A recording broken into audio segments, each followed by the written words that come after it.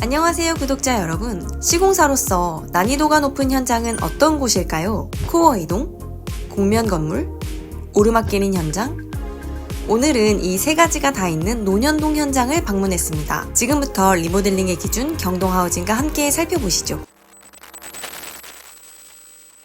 최근 몇 년 사이 많은 주택지역의 건물들이 근생사무실 분위기로 바뀌고 있는데요. 이번 논현동 현장 또한 주거 공간에서 구조 변경을 통해 사무실로 새롭게 탈바꿈했습니다. 그럼 이전의 논현동 주택이 어떤 어려움을 거쳐 신축과도 같은 건물로 재탄생했는지 하나하나 살펴보겠습니다. 해당 건물은 오르막길에 위치해 있는데요. 오르막길에서 시공을 하면 어떤 어려움이 있을까요? 우선 무거운 장비나 자재를 옮기는 일이 어렵고 집안이 경사에 따라 압력을 고르게 받지 못할 수 있는데요. 이런 경사진 지형에서는 건물이 받는 하중과 안정성을 고려하여 가중평균 계산이 핵심입니다. 하지만 오르막길에 있는 건물엔 분명한 이점도 존재할 수 있는데요. 대표님과 함께 한번 알아보겠습니다. 이 부분에 대해서 간단하게 설명드리려고 하는데요. 이걸 가중평균이라고 하거든요. 1층의 반 이상이 아래로 묻히게 되면 그 부분은 지하로 인정이 됩니다.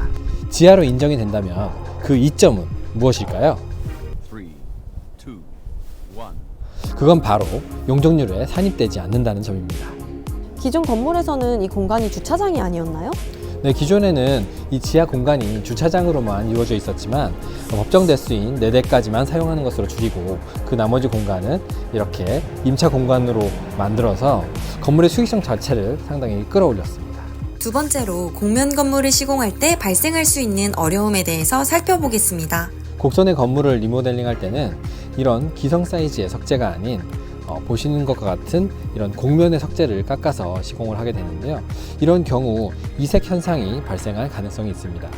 하지만 이 현장 같은 경우에는 그런 부분 없이 잘 시공이 됐네요. 이색 현상을 줄이려면 정말 많은 노력이 필요한데요. 우선 석재가 동일한 채 석장에서 채취된 건지 확인하고 색상이 잘 맞는지 샘플을 꼼꼼히 비교하면서 가공해야 합니다. 그리고 햇빛이 비치는 각도에 따라 색상이 어떻게 달라 보일지도 꼼꼼히 챙겨야 하기 때문에 곡면 현장은 시공 난이도가 있다고 할 수 있습니다. 마지막으로 내부에도 난이도 높은 시공이 진행되었는데요. 논현동 현장의 핵심 시공, 바로 코어 이동입니다. 리모델링에서 건물의 심장인 코어를 움직인다는 건 단순한 구조 변경이 아니라 건물을 재탄생시키는 일과도 같습니다. 내력벽이 있으면 코어 이동이 왜 더 어려운가요? 사실 코어 이동 자체도 어렵지만 이 건물처럼 이렇게 내력벽으로 구성되어 있는 건물들은 철거를 진행할 때 코어를 이동하게 되면 상당히 위험합니다.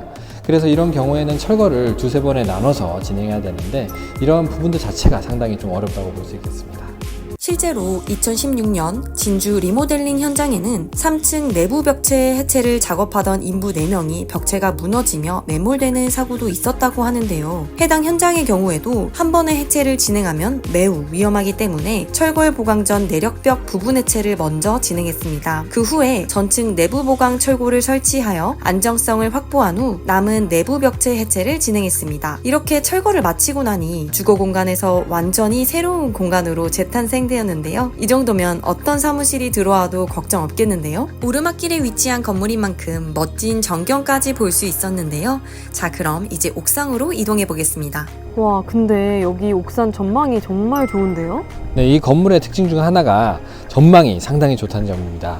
여기 보시면 동네 지역의 전경이 훤히 보여요. 어제 비가 왔는데도 바닥에 물고임이 없네요. 네, 여기는 페데스탈을 사용했기 때문인데요.